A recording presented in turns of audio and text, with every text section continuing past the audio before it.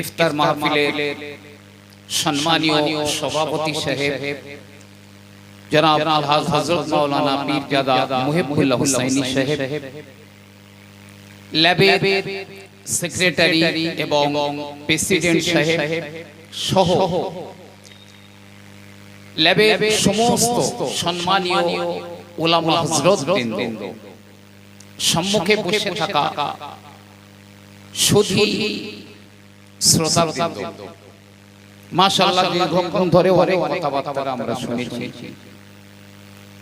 আমরা কেন এই একগুচ্ছ উলামারা একটি সংগঠনের ভিতরে আমরা একত্রিত হয়েছি আপনারা জানেন। আমাদের ল্যাবে যারাই আছে আমরা যেন এক প্রাণ, এক দেহ, এক দেহ এক প্রাণ। আগামী দিনে মাশাআল্লাহ ইনশাআল্লাহ আগামী দিনে আরো বাড়বে।